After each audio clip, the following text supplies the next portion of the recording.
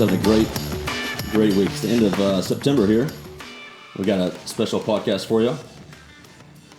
My friend, longtime friend, fellow veteran, now a teacher in Oklahoma, Josh Strutton. Hello, hello.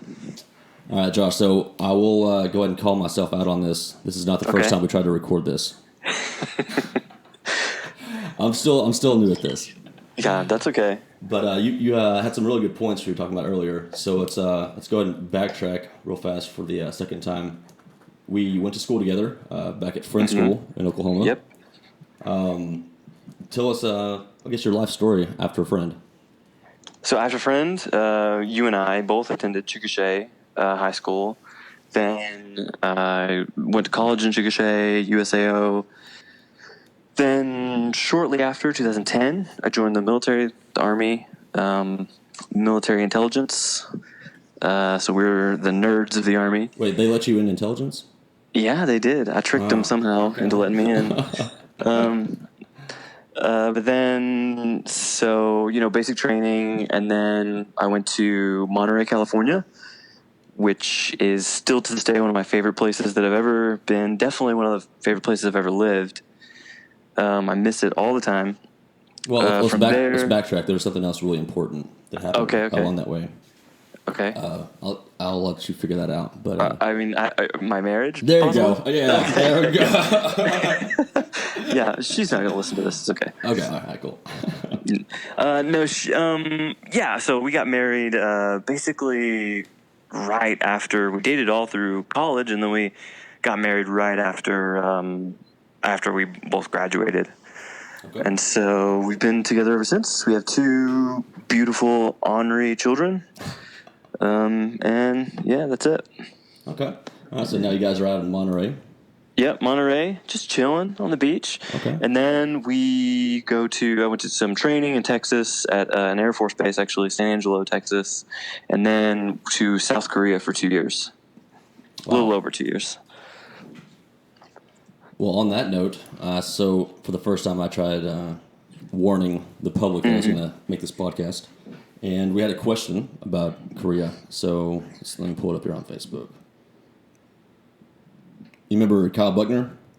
I do. Mm-hmm. Yeah, he was actually on the podcast the other day. But he asked you the living experience or a certain experience and something you appreciated about the culture. Yeah. Well, so our experience was pretty immersive because part of my job in military intelligence was learning the language. So I actually spoke Korean, so I could, sort of get around a little bit easier. I had an easier go of it than my wife, who did not speak Korean. Right. So she picked up a few things here and there. So I had a much easier time. But we lived, we didn't live on base. We lived off base, like in a Korean apartment. My first born son was born in a Korean hospital. So there would be times when the doctor spoke a little bit of English, but sometimes she preferred it if she would talk to me in Korean, and then I would translate for my wife. So that part of it was pretty once-in-a-lifetime experience. But it was great. There were things I liked about it and didn't like about it, but one thing I missed the most is the food. They have some amazing food. Terry, my wife, was pregnant part of the time we were there. Right. And so, what's wrong? Oh, no, you're good. No. Being pregnant in Korea, I feel like that would be kind of nerve-wracking. Well, yeah, it was fine. But what I was going to say is, when you're pregnant, you get these cravings, right? And so she sort of developed I guess in her mind, a connection maybe between those pregnancy cravings and Korean food. So when we came home and we had our second son and she was pregnant again, she had really intense cravings for Korean food, but there's not very many Korean restaurants in Oklahoma. Really? So she just had to she really was missing it, but she had to just go without. Yeah, there's not many Korean restaurants. Definitely not in Chickasha, but. Well, there's some awesome restaurants in Chickasha, but you're right. There's definitely not very many Korean restaurants there. Well, what about I guess your military experience there in Korea. What was? I know you can't go into the details of it, but what was that Yeah, experience? I mean, there's a lot that I can't like talk about, and um, that that's not to make it sound cool. It wasn't that cool. It's just like just stuff, just just normal stuff you can't talk about. Right.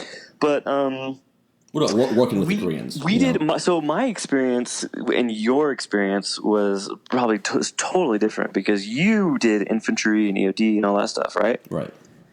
So you were doing all that super hua hua stuff. I got the And T-shirt. Yeah. yeah, and I spent a lot of my time working like on a computer, like in a skiff, like in the air Right. conditioning, like like we were the nerds, like I said. So, Well, nothing but wrong it with was that. really cool. You like you just mentioned working with the Koreans. We worked side by side with like the Korean Army, the ROK Army, Republic of Korean Army. So that was really neat. They really interesting guys. A lot of them really, really cool. Their military life is horrible. It's mandatory. Well, it's Oh, wow. mandatory for 2 years, about 2 years, I didn't know that. and yeah, and so they don't. And it's not like our they. It's almost like their entire 2 years is almost like boot camp and AIT. Like they really don't have much freedom. They really don't have like their cell phone, or they can't really leave base or any of that stuff. So You mean while they're waiting around for formation, they can't, be on the phone? yeah, they can't smoke a cigarette in formation. No, definitely. No, Well, I guess that's more discipline. I don't know. yeah. But this one guy. So there's one guy. He's in a Korean Army uniform, and like I go sit down next to him or whatever at our like station or whatever, and I just kind of start talking to him. Like I talked to him, I think I said like hello or something in Korean because I'm expecting. This is the first time I've seen him. I'm trying to strike up a conversation. Oh, no.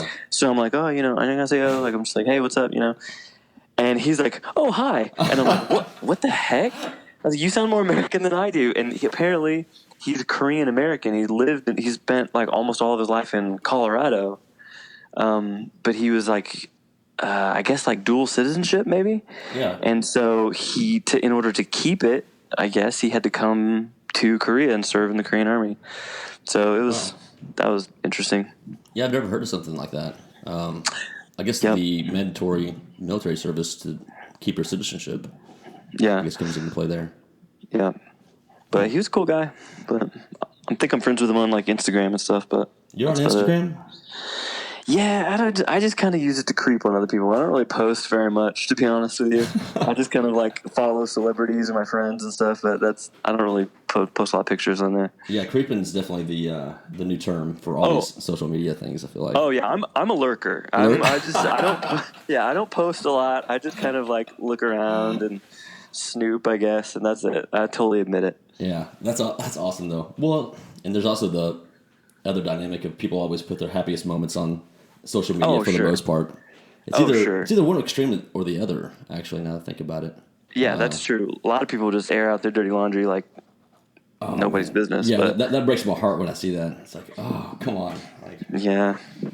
but that's nice to know that every time that I post something, you're stalking me. That's good. Oh yeah, I'm seeing it. I might not comment, but I'm seeing it. Okay, well, that's good to know. I'll miss you too. Thank you very Just much. hiding in the shadows, just creeping on what you're doing. That's all.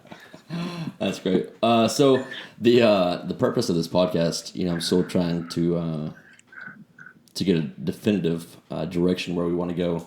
Sure. But from what I've gathered so far from people who have talked with me, the whole military experience and the transition is very important, not only for veterans but also civilians, because there's so many people in the military that end up in the civilian world and become successful. So I guess my question to you is, what are some tools or ideas or some things you and Terry did on your way out that benefited you?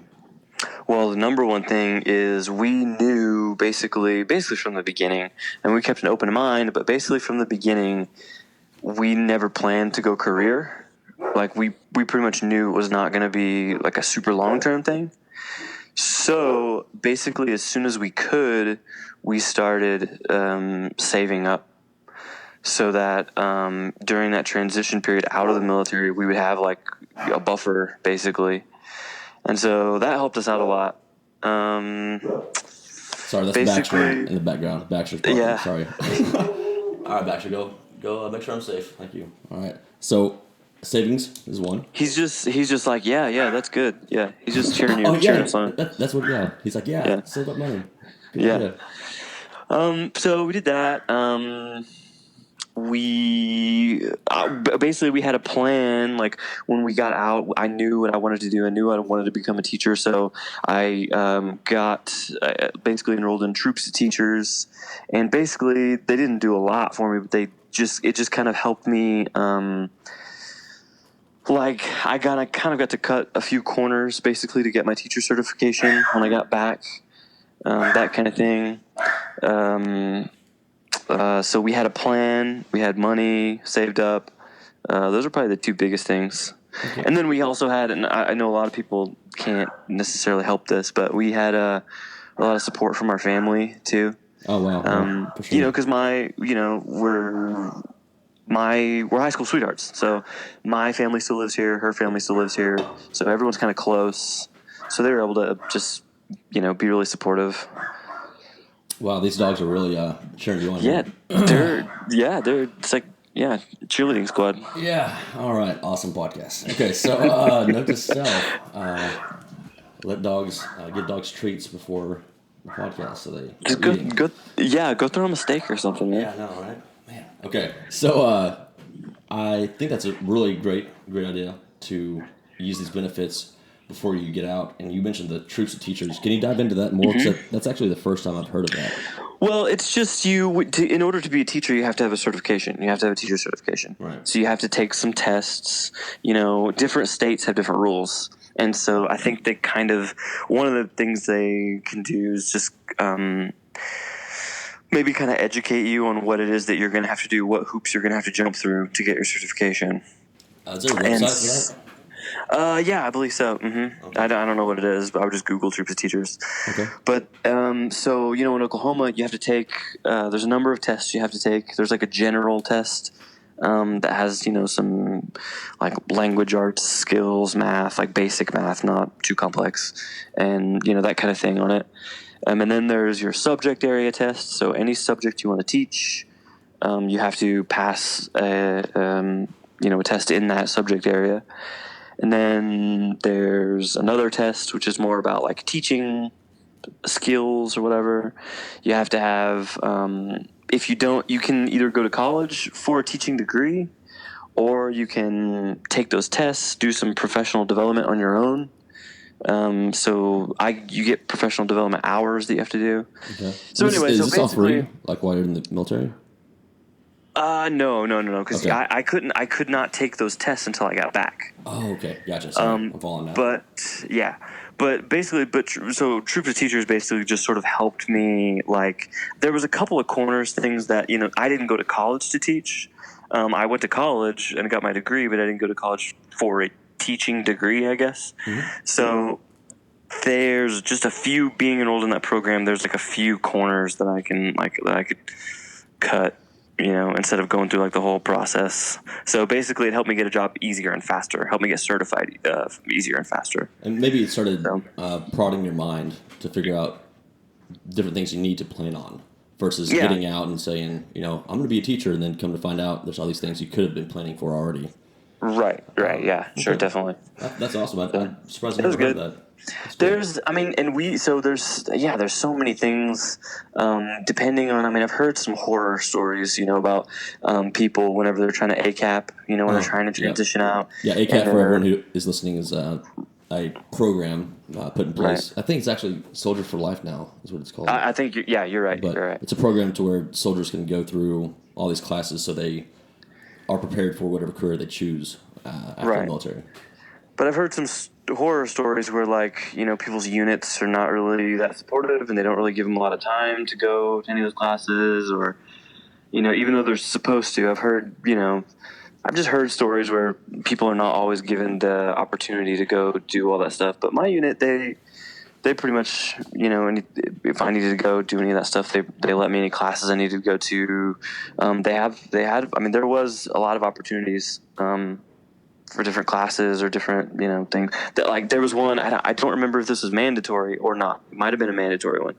But I went to one where they had like a little resume writing class. Yeah, I went to that. Yeah, that was mandatory. Yep. Right, that was mandatory. Yeah, but they, if I remember right, I think there's some optional ones too. So they do try to support you to, help you with that transition. Right.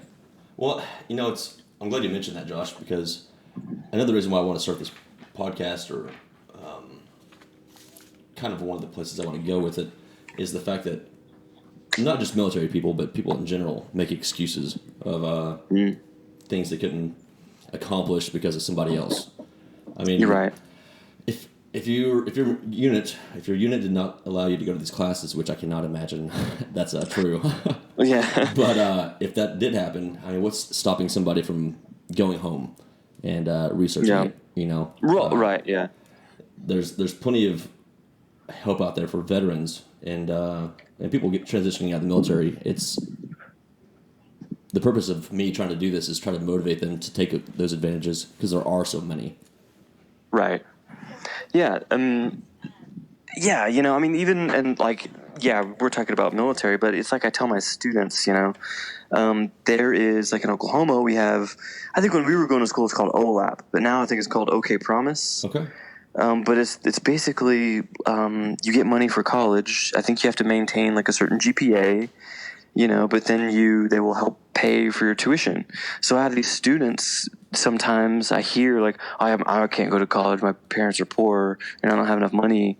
Right. Well, you can work, my wife, she worked really hard and got scholarships. I worked really hard and got the OLAP. That's how I went to college. I mean, there's so many opportunities out there, but you have to go get it. You can't just, you can't expect it to. You can't just expect it just to come to you. I mean, you have to, you have to look for it, search for it, go out and get it. That's a really good point. I guess the past 2 weeks, I don't know if I want to say I had an epiphany, because I've always believed this, but I guess I came to the realization that there's been people along my life that have stepped in and helped me when I needed it. But I believe they only helped me because they knew I was trying to better myself. And I'm not perfect by any means. Sure. But I wonder what the difference is to motivate somebody, and not only motivate them, but keep them motivated. Like, what is your goal? Yeah. Well, I mean, so we might differ a little bit, disagree. I don't want to get too like political or anything like that. Oh, we don't have to get political, but go ahead. Yeah, what do you got? No. But just because I see it in my students sometimes. Like it's super easy for us to say, like, opportunities are out there if you just go get it.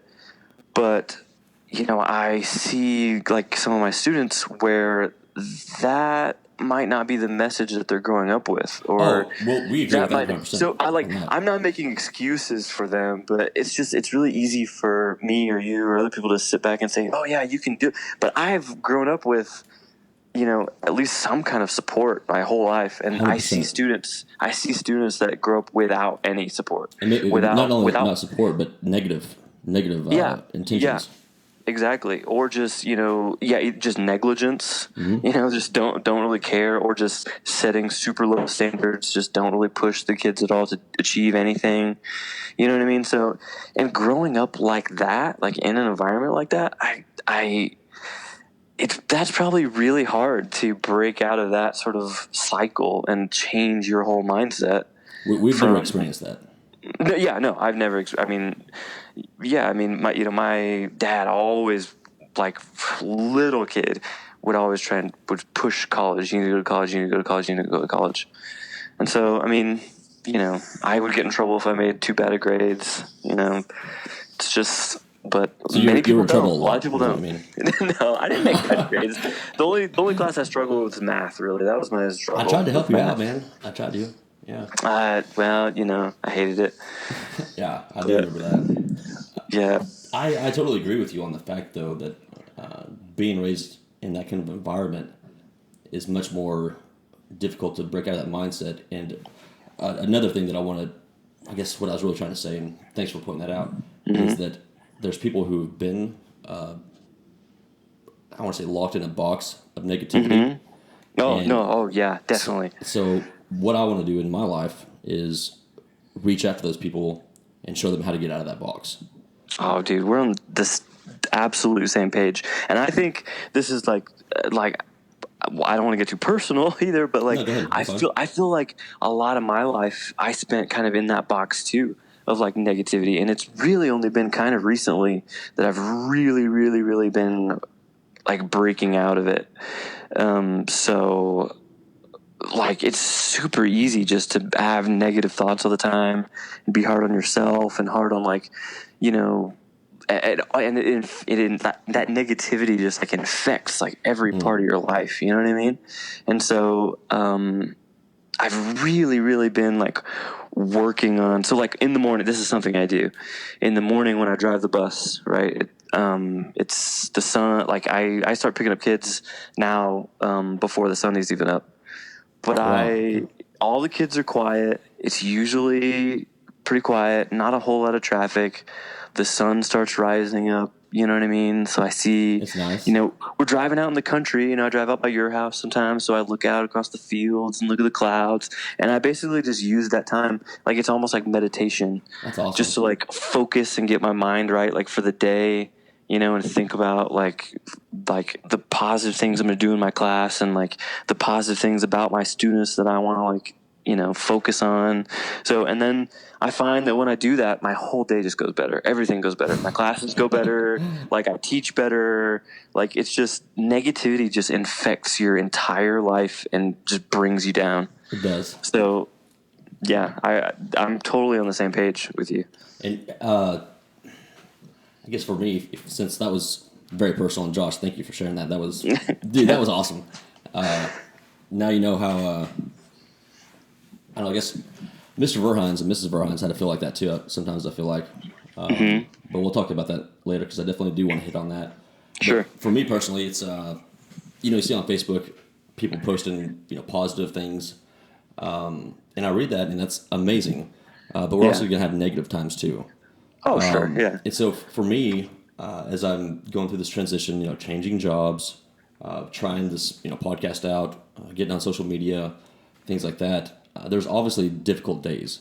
Sure. But you acknowledge that and say, okay, Oh, yeah. today was a bad day. Tomorrow, get back on the horse and we're going to do it right. And, Yeah, exactly. And it helps everyone around you, I feel like. Everyone is in a better mood and more positive when you're putting that out there. Yeah.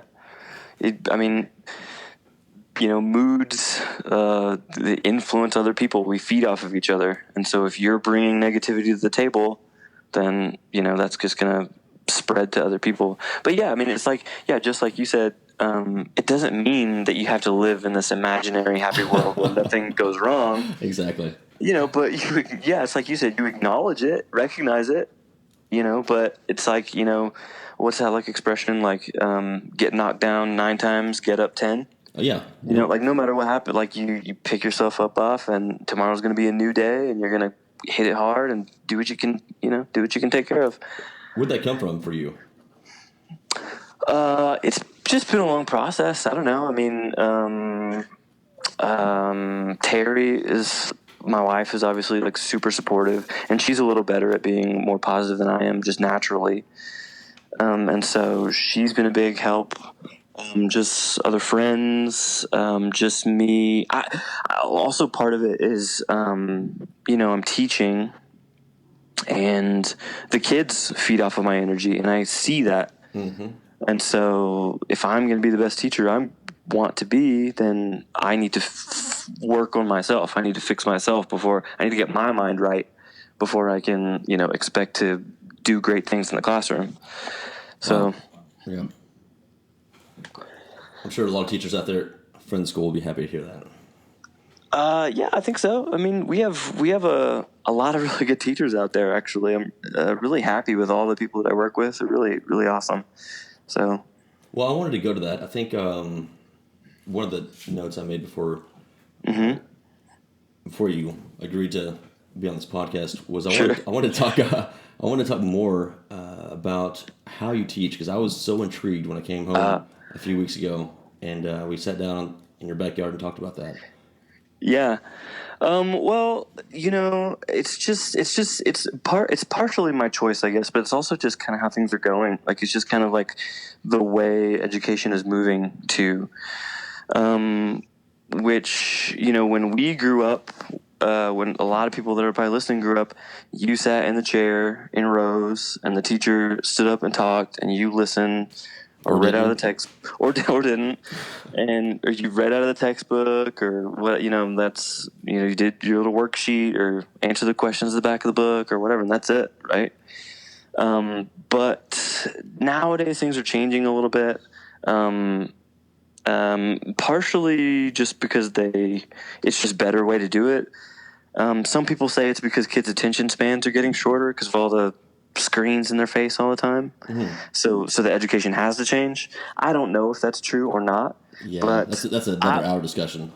But I do remember being a kid in class, and even a class that I liked, or a teacher that I liked. Like, I just remember just daydreaming, just thinking about nonsense, and so it's just wasted time. So what we try to do now is get the kids doing things themselves, making things themselves. I mean, I still get up in front of the class and talk, but it's not just me at my desk talking at them. I show pictures, I make jokes. You make jokes? I try to get them today. Yeah. Oh man, I would love to hear a joke from you. Okay, here we go. I got one for you. I got one on deck, man. Oh okay. Man, okay, all right. This is exciting. I'm dad now, so I got dad jokes on deck. All right. This is one of my favorite jokes. All right. Okay. What's Irish and stays out all night? I don't know. You got me. Patio furniture. Oh, gosh, Josh. Oh yeah. Oh yeah. Okay. All right. I'll give you points for that one. That's pretty good. Okay. Good. And the accent. So. Yeah. Oh yeah. So yeah, but I told you I do accents in front of my kids. Like today in my 8th grade science class, I didn't make this up. I didn't create this. I just use it in my class. I stole it from somebody else, basically. Okay. But it's like an escape room. There are questions all around the room. If you've ever been to an escape room, you have to. There's like a code. You have to like solve like a puzzle and to escape the room. Yeah. So I have these questions all over the room. They worked in partners. They had to get up and move around the room and answer these questions on the sheet. And then there was like a decoder, so they had like decode their answers. And then it was basically a race, like see who could get finish first. But we did it as like a test review. So instead of them just sitting in the chair, me talking to them, they're like up, moving around, but they're answering these questions and they're trying to like answer them right and fast and first. Okay. So it's like sort of engaging, you know what I'm saying? And it's a group effort also too, right? Yep. And so they're learning how to like work with each other, which that's like a big thing now. A lot of jobs you're collaborative. You have to work with other people. Yeah, I know. Some jobs you got to work with other people. Yeah. So it's just little things like that. Just little things. I mean, I still get up in front of the class and talk at them, but just little things like that to mix it up, make it engaging, give them out of their seats and doing something. So. Yeah, it's different from, I guess, how we grew up, for sure. Yeah. Oh, yeah. What about... And if we had, you and me, we've talked about this before. If you have a really awesome teacher, like, for example, Mr. Verhines could have sat there and talked and I listened to him. Raw, yeah. You know what I mean? His stories were captivating. His stories, or just... my favorite part of that class was not necessarily the science part of it, when he would just talk about just the random, and do you remember he would talk about some like kind of controversial stuff sometimes. Oh, yeah. And so, and that was always the stuff that like sort of like, got my ear, you know what I mean? When like real like issues or like, cultural or societal or like law or whatever it is, the controversial things, those are really when I kind of picked. So I would just listen to him talk any day. But a lot of teachers, me probably, like if the listeners of this podcast just listening to me talk on and on and on and on and on, man, the kids are going to sleep. Really? Okay. So you got to do something else to get their attention and get the information in their brain one way or the other. I remember you sent me a video of an engineering, I guess basically pre-engineering course that you guys did. You want to talk about that, because that was really awesome. The robot. I didn't know you ever watched that. No, it's just basically a STEM class, a robotics class. STEM, like science, technology, engineering, math, and basically they build stuff, they create stuff. The video I sent you was we do robotics. It's super simple stuff. It's baby steps. This is like we've never had a robotics anything at our school, so this is like baby steps. I can't believe that. Yeah, I mean, how many people are in your class? 20 or so, maybe less. That's insane. If you look back, in history. Yeah, you're learning robotics in. Oh yeah. Yeah. In a rural school. I didn't have that when I was in school. It was really awesome, and they love it too because once again, they get to build something themselves. They get to be active. They get to put their hands on something and build this like robot, and so they love it. You know what I mean? Yeah. So it's just they can show it to other people. They can show what they did.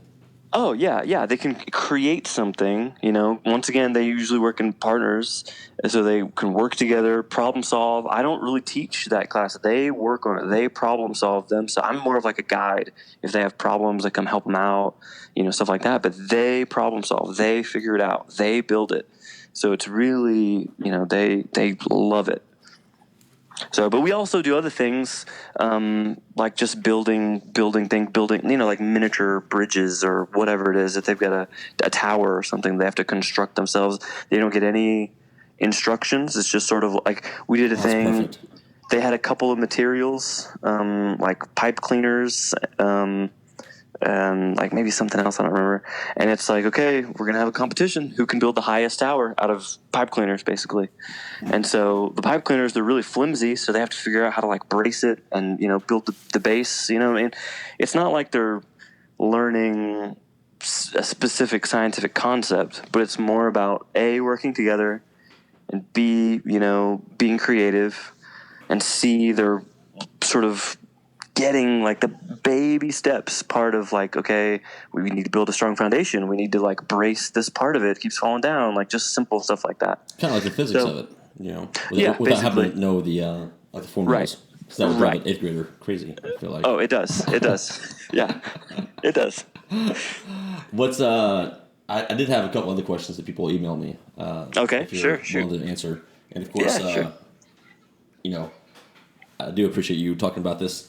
As a teacher, it's difficult, I'm sure, to talk publicly about how you teach your classes, but you're obviously very proud of it, and that's awesome. No, I'm a teacher, so I like to talk. So it's not a problem. All right. Well, the one question I had, I guess I got on Wednesday was, what's the most difficult thing you face teaching students these days? That's a good question. The most difficult thing.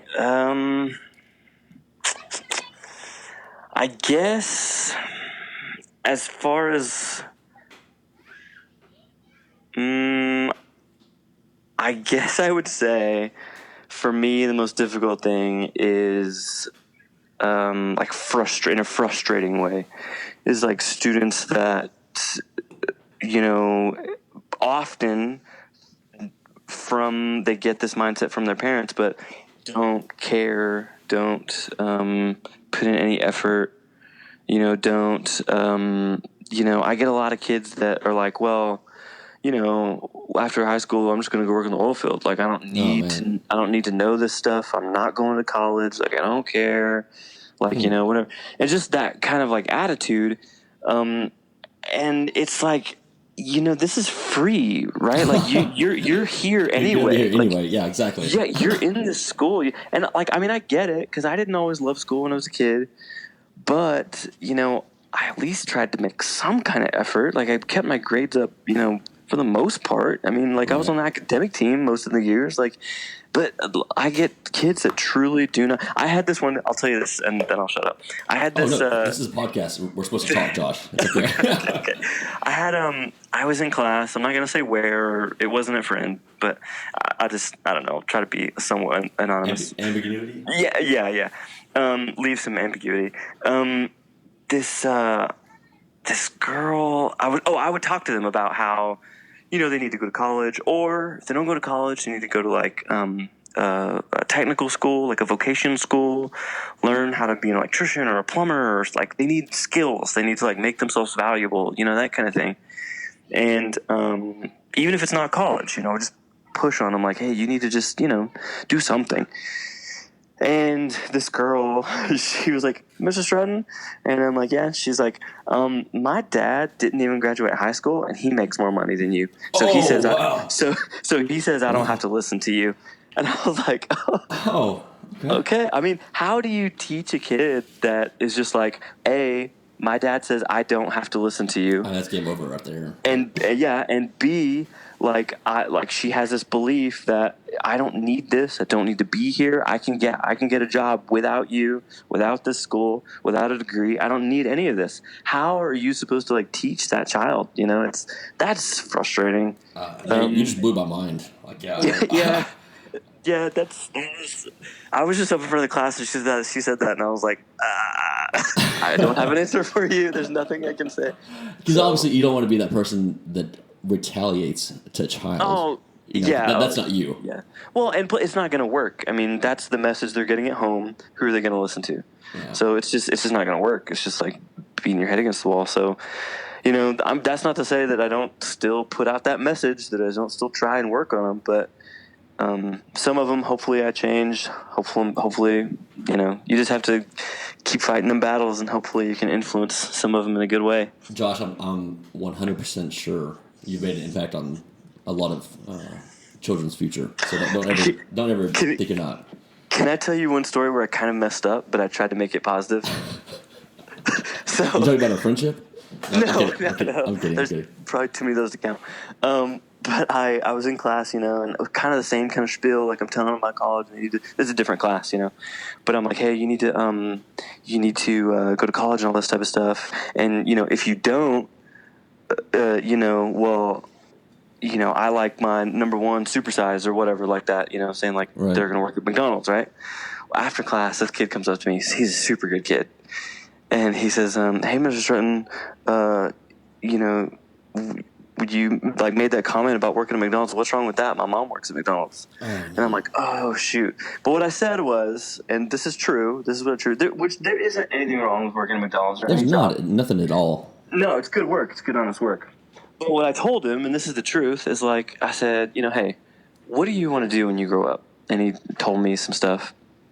And I was like, okay, look, if you grow up and you don't do those things, if you don't accomplish those things because you were lazy in class or because you just dropped out or just because you just gave up or whatever it is, and then you wind up working at McDonald's, that is what's wrong. Oh man. If that is not what you want to do, if you have bigger dreams than that, but you don't go after it and you basically wind up at McDonald's, that's the problem. I agree. That's kind of, so I kind of misspoke maybe, or put out a bad negative kind of thing, but I tried to make it positive. So no, that's also a great story though, and you made a great point, and I'm sure that child understood what you said after that. I hope so. I hope so. He's a really good kid. So there's nothing wrong with working. I mean, any job. Period. No, it's honest work. If you're being useful. You're being useful. You're putting in hours, and whether that's a part-time thing or not, if you've been trying your entire life and that's something you're doing to try to progress to your next goal, there's nothing wrong with that. And if you're just working somewhere like a Walmart greeter, I hear people rip about being a Walmart greeter. Man, when I'm old, I'm probably gonna do that for sure. Yeah, why not? Just go there and hang out and say hi to people. I would love that job. Yeah. But I think there's a difference between not following your dreams and giving up and working a job that you hate, whether it's a McDonald's job or an engineering job. It could be either one of those. It could be a high-paying job you hate. If you're not following your passion, you're done. That is true. So, I have people to this day, friends, that are like, why are you teaching? Why don't you come work where I work, or why don't you go get a different job, or whatever. But I just think I would hate it. This is the only job I've ever had that I really loved, and so I could make more money doing something else, but I might also be miserable. So, success is not necessarily tied to money. No, it's not. You have to, there's other things to consider. So. Well, and to add on to Josh Strutton being a hustler, you're also, you picked up the job, to drive the bus for your family. You didn't have to do That's that. true. Yeah. Like you are doing everything to make ends meet for your family, and at the same time, you're doing your passion, and that's what life's about. And that's why I'm so happy to see you doing what you love. Yeah, it's good. So that's probably another reason why I'm like sort of on this positivity train, is because I sort of have gotten to a good place like in my life where I'm happy with my job. Because I had some jobs, man, that I absolutely hated, could not stand, like just made me miserable. And so, to finally be here now, it's really good. And obviously, Terry's an amazing wife, and Yeah, she is. But yet you also have two little rugrats. So Yes, let's get into stay positive with that. I know I was they're outside in the hall, like just going like cuckoo bananas right now, just running up and down the hall. Is that that phrase? They're just running up and down the hall, like just it is way past their bedtime, but they're just having a ball. So whatever. Yeah, let them do what they're gonna do. Yeah. Yeah. So I also want to talk about Jimmy Laura. He actually Snapchatted me tonight. You remember Jimmy? Hey man, yeah. His sister was like student teaching at our school for a while. Yeah, that's what I was gonna bring that up. Yeah. Yeah. And I didn't really remember her very much because I think she was a lot younger. But yeah, I definitely remember Jimmy. Yeah. Do you remember one of my favorite memories is when I don't remember if it was Halloween or what, but he had that costume where like he like walks on his hands, but it's like it's feet. Do you remember that? I do remember that. So it goes over his hands like it's jeans, and then it's like his head, and then his like head pokes out the top, so it looks like he's like 2 foot tall or something. Oh my gosh, that was so funny. And then him playing the keyboards at like our talent show. Do you remember that too? Yeah. Oh man, Jimmy, I miss Jimmy. He was a good guy. Yeah, he's doing really well, and he sent me a YouTube video of his band he's been part of for 11 years. So I'm gonna add that on the podcast page. Oh, nice! That's awesome. Yeah. He's playing the accordion now. So. Oh, okay. He graduated. Yeah, okay, from keyboards, he's moved up to accordion. He's like, Weird Al Yankovic style. Yeah, but I bet those parties are awesome though, like the quinceañeras and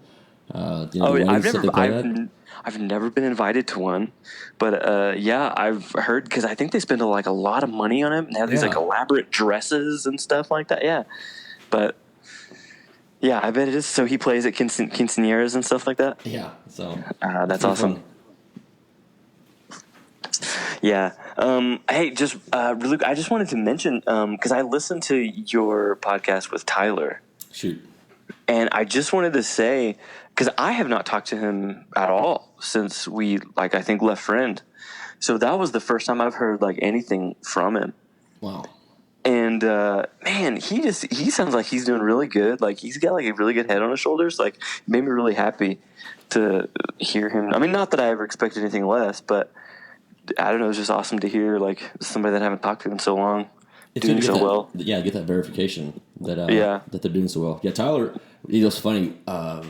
He called me, I think a week before I had him on the podcast, and it was supposed to be just a short, hey, I want to come on the podcast. I was like, I want you to come on. And we started talking. Talked for 3 or 4 hours.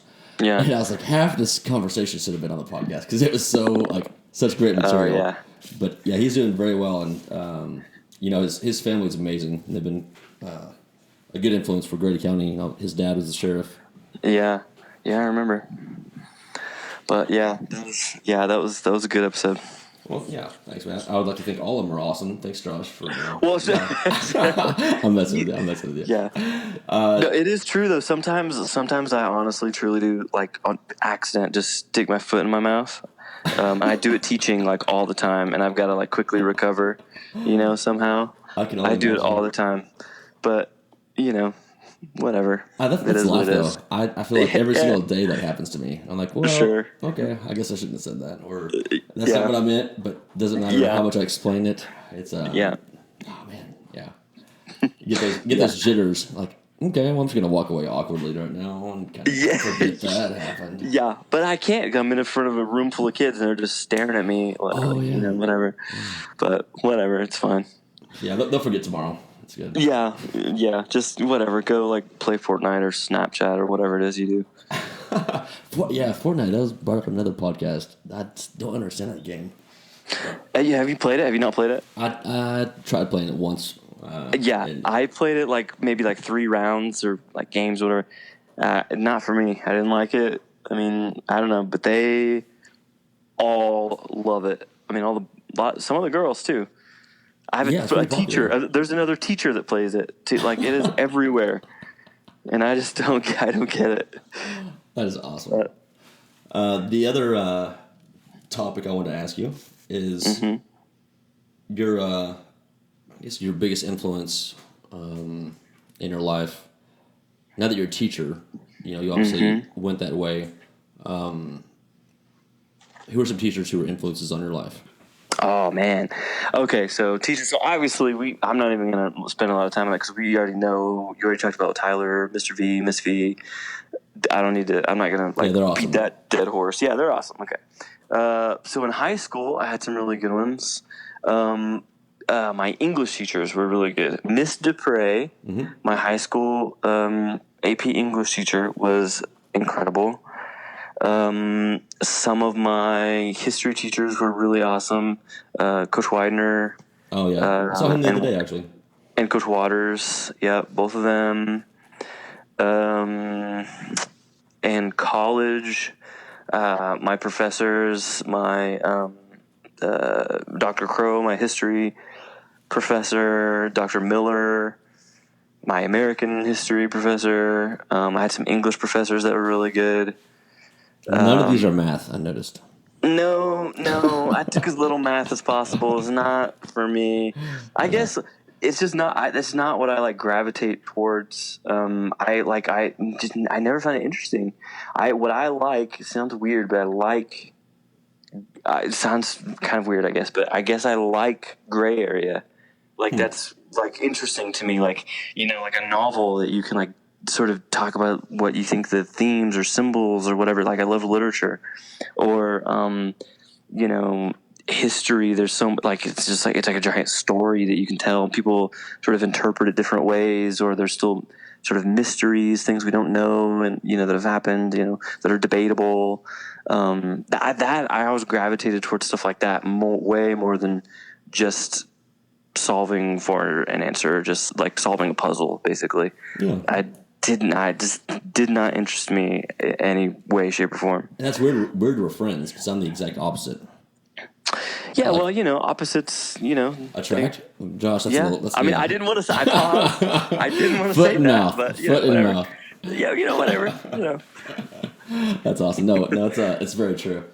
Well, that's okay. So we got that down. As far as influences, is that really why you went to teaching? Is because of all these, and really mentors, really, now that you're a teacher? Partially.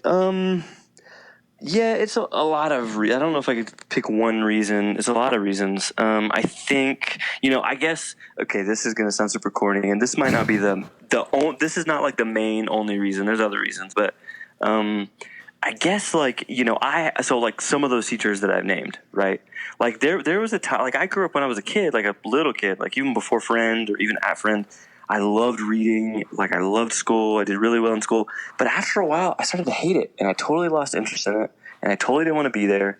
And I lost a lot of motivation, and I just made good grades just to make my parents happy. I didn't make good grades because I wanted good grades until I started taking some of these classes, like Miss Dupre or Coach Widener's class. I always wanted to do really like that class. I really listened when he talked, and so I guess that was those teachers were sort of involved in sort of turning points for me, where it wasn't necessarily about getting a good grade to get a good grade. It wasn't necessarily about getting a good grade so that I could get a job either. It was really sort of they sparked an interest in learning again, if that makes sense. Miss Dupre, Miss Dupre got me interested in literature, not in learning literature to pass a class, but in literature itself. And so to this day, I still sort of have that love, and I love to read now. But so I guess what I'm trying to say, this is the corny part. I guess what I'm trying to say is what I want to be, what I aspire to be is that teacher for someone else. You know what I mean? To get them to not just pass a class or learn the information, but to hopefully if I can just inspire like a few kids to like not hate school, like, you know, like actually like learning, you know, that is really sort of my goal, I guess. And that thought that I could possibly do that for someone else, what someone else has done for me, is like really exciting, and that kind of what gets me up in the morning, I guess. That's very moving, Josh. Yeah, not sure yeah. Yeah. Get a Kleenex, you know, sorry. wipe your eyes. Yeah. So, it's good stuff. start working on my life movie. You know, no big deal. Yeah, starring Josh Strutton. Yeah, sure. I'm trying to think of a funny story right now, but we agreed we wouldn't call out personal stories. No, we can. I've got one I good. wanted to bring up, actually. Oh, man.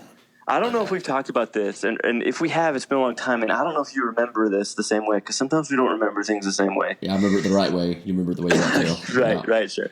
Okay, so this is super personal, well, not super personal, but for me, it's kind of an embarrassing story for me. Okay. But I just wanted to bring it up because I wanted to get your reaction. Do you remember my first kiss? No. Okay. I wasn't there, was I? Oh, yes, you were. Let me set the scene for you, okay? At Friend, probably 6th or 7th grade, playground. Josh, you make it sound like we're the ones who kiss each other, by the way you set this up. No, yeah, just wait. Just wait for it. Okay. Right. So we're all on the playground, all of us, like Brent and I think Tyler and like, you know, everybody's out there. And I'm there with my girlfriend. I'm not going to say her name, I guess. I'll keep it anonymous. Okay. But I'm there with a certain lady, certain 6th or 7th grade, you know, lady. Right. And you're also in 6th or 7th grade, by the way. So we're in 6th and 7th. Yeah. Like, I don't know if we've, like, held hands, maybe. I don't know. Like, we talk on the phones, I guess. Like, this is a 6th or 7th, typical, like, 6th or 7th grade relationship, right? AIM, and, you know, instant messenger. You're there, and, AIM. Oh, yeah, definitely. I remember this. Start, somebody brings it up, maybe, and you start this chant. Kiss her, kiss her, kiss her. So... we kiss, and it's horrible and awkward and weird because it's my very first kiss, and then probably hers too. And immediately when it's over, you say, "Ew, that's gross. I'm going to tell Miss King." And you run away, and you tell Miss King, and our whole Mr. Smith, he doesn't want any part of it. Like, he's like, definitely not. He brings it. He's like, I don't want to know who it is. He brings in the whole. You don't remember this? Our whole class had to go into the principal's office. I vaguely remember now. And he had to talk to us about like PDA at school. Oh my gosh! Yeah, okay. Now that you said the PDA thing, I remember that. Yeah. You were pretty mad at me. You were pretty mad. That was you, man. Yeah. Oh yeah. Oh, that's so funny. Oh, that's funny. I mean, it didn't last long. We didn't get in any serious trouble. No, not at all. I think it was more of like the reaction I wanted to see, like, oh my gosh, I can't believe you did that. I'm gonna go tell him. Like, so I think like immediately after that, just like out of shame, I think I just like broke up with her. Like, just like, oh my I can't. Gosh. This was a traumatic experience. Like, we got to break up or something like that. I don't know. That is hilarious. Yeah. Oh wow. Well, yeah, your story is the one I was going to tell on you is not nearly as good. So we'll okay. We'll revisit that one. I'll find one way better about you. Okay. Yeah, you got to do some brainstorming. Yeah. Oof. That's a good one. I don't tell anymore about people kissing, so everyone knows. Okay. Yeah. That's good. Yeah, I'm over that. I'm not going to tell Miss King anymore. Yeah. Okay. So she still lives over there, by the way. Oh really? She doesn't teach there. She's retired, but yeah, she still lives like right by the school. Yeah, I remember going over to her house for, was that 8th grade, like a pool party? She paid for us? Yeah, after it was like an end of the year pool party. And then I also think that I remember her saying, "You guys were terrible, I'm never doing this again." I wasn't going to bring that part up. Yeah. But that definitely happened. I think it was just like we were just like horsing around, like horseplay, like throwing each other in the pool, like that kind of thing. But I think it was just really stressful for her. So, Well, it's like the second time she'd done it, I think. oh yeah, The we class ruined ahead it. of us, the class ahead of us was very well behaved, and our Yeah, class had me and okay. you, and Brent and Tyler, And Tyler and Cliff, Cliff, and so yeah, Danielle. Yeah, that's awesome. yeah. All right, well, we're almost at an hour now, so we'll wind this down. Hey man, can I tell one more joke? I got one more joke. No. Yeah, we got about 10 more minutes. So Oh, what's okay, the other okay. joke you got? Okay, here we go. You ready? What does a pirate say on his 80th birthday? What does it say? I'm 80. Oh, gosh. It's so good. I love It's how so excited you are good. to tell these jokes. It's so good. You know what? You should start your own Facebook page, Josh Dad Jokes. Nah. Man. I just tell them in front of my students, and they just roll their eyes like, "You're an idiot, Mr. Strutton." Like, Yeah, but... Terry laughs, but you laughed, so I'm proud. I definitely laughed, Josh. I definitely laughed. So I think I warned you about the Red, White, and Blue Falcon podcast awards. Yeah, man. I've been kind of like scratching my head trying to think of some of these, but I might have a couple. Okay, well, just one for each category, and if you don't have one, I'll fill in for you. Okay, so I think so red commendation, right? Mm-hmm. So I can. Oh man. Okay, so I'll say two things. Okay, I guess I'll change my answer. What I was going to say a little bit because this podcast has been a lot about me, I guess, and where I am now. So I'll sort of make my. Of it. So I'll make my commendation about that a little bit. So I would say I'll say two. Either one, all those teachers that I mentioned, just that big group, or B I guess, my mom. Oh man, okay. Yeah, my mom. She's great. She's still super supportive. Like she helps us out with the kids. She's still has a super positive attitude. She's always like happy and supportive and helpful and everything like that. So she has a great relationship with my wife. My mom never liked any of my girlfriends. I don't know why. I mean, some of them were great, but she just didn't like them, I guess. Maybe she was being protective or something. I don't know. Until Terry. So they have a great relationship, so that's great. Yeah, well, that's awesome. White. This one, I don't know. What's White again? Okay, so I'll just go ahead and fill this one in for you. Okay. Don't be that guy who cheers somebody on and goes tattletale on them. Okay. Don't be a tattletale. Okay. For sure. That's an embarrassing moment. We were in like sixth grade. Who No, cares? that's fine. Nothing counts. Nothing counts from like, that age. Like, who cares? Like, it's all. Well, I just think it's so funny. I can picture me getting everybody like riled up about this. And so that's funny, for sure. And then the Blue Falcon is obviously something that you don't definitely want to do. Yeah, I'm gonna say Fortnite. Don't do Fortnite. Yeah, don't waste your time. I'm tired of hearing about it at school. I'm tired of like hearing about how many trophies they have, or like they spend money. They spend money on like just their little avatar or whatever, about like dressing it in certain ways. Like these kids spend real money. This kid's like, oh, I spent $20 and I got this new. They call them skins. I got this new skin for my little guy or whatever. I'm like, what is no? First off, that's a terrible name for what? Fortnite? No, skin. Oh, skin. Oh, yeah. Well, because like a cover or whatever. Yeah, cover would be a better name. Like, right, yeah. Yeah, no, Fortnite. I'm just tired of it. Let it die. It needs to die. I don't know. Yeah. I think it's here to stay, man. I think it's the equivalent, though, of, you remember when we were a kid and it was like GoldenEye? Oh, yeah. In 64. Yeah. I think it's kind of like the equivalent of that now. Because I remember us hooking up like TVs and like, playing like, do what? It was an ordeal. Like, oh yeah. But we didn't have all this wireless. You sit at your house, I sit at my house, and we play. No, like we had to like go to each other's houses and bring our controllers or whatever it is and pick it all up. Yeah, I I think it's also, maybe not ironic isn't the right word, but when people complain about, not getting ahead in life, but they come home and spend 4 hours on a video game. Oh, yeah. Yeah. Mr. Strutton, I don't know why I failed my test. What'd you do last night? Play Fortnite all night long? Yeah. With those dance moves. Yeah. Oh, the dances. Yeah. Oh, yeah. The dances. Yeah, they'll just be in lunch line, just like doing them all over the place. Gosh. All right, so let's go ahead and throw that out there. Let's cut back. I'm not going to say stop. Let's cut back on Fortnite. All right. Yeah, okay. You can't stop that. It's oh, yeah. You can't stop that train. It's rolling. It's done, son.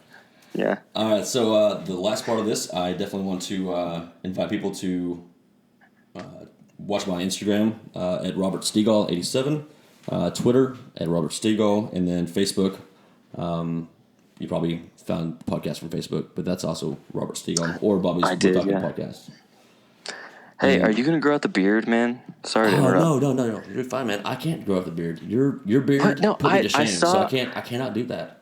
No, man, I saw a picture on I think it was your Instagram, and you had like some little whiskers going, and I was like, man, if you let that go, like that would be like, that'd be a prime beard, man. But I'm losing my hair on the top, so I mean, then you have to compensate. You have to compensate with the beard on your face. That's how it works. Well, okay. Well, I'll put that on my to-do list. Grow awesome facial hair. That's on there. And also, I do want to say thank you very much for coming on the podcast, and I want to ask everybody who listens, if you want to go on Facebook and post a shout out to the teachers who were influential on your life. Josh, I mean, it would mean a lot for a child who you taught to do something like that. So I'm just asking everybody to, if you want to, go on there and let them know that they made an impact on your life. Yeah, that's good. All right. Well, that's all I got for the evening. And all right, man. Good talking with you. Yeah, it's been a pleasure. We'll talk soon, and make sure that I don't know. I guess make sure that I don't go tattletale on you anymore. I promise I won't. I mean, I don't think it's happened since then, so I think I'm okay. I think you're okay. I think I can let my guard down now. All right, good deal. We'll see. All right, brother. Well, you take care, and we'll talk soon. All right, see you, man. And this song is by Lisa Kitchen. It's called Have Around. It's on iTunes. Hope you guys check it out, and everyone have a great week. Thanks, guys. You say you had a bad walk, and I say you're doing well. A neon halo shines you some light. Now I see the sadness in your eyes. And you are not familiar, but tonight I'll be your friend. We'll sit on these stools and lean on each other, and let's listen till our stories end.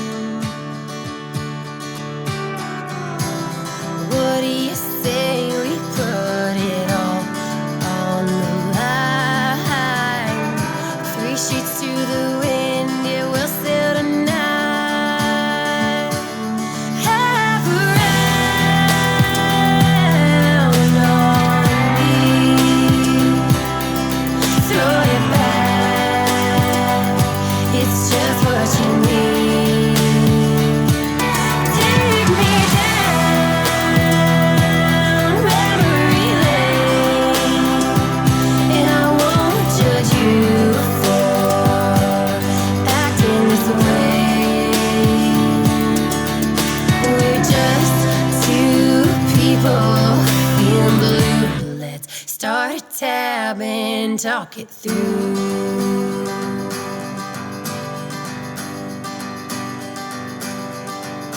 You tell me that you lost a lot in your life, because maybe you made some bad mistake.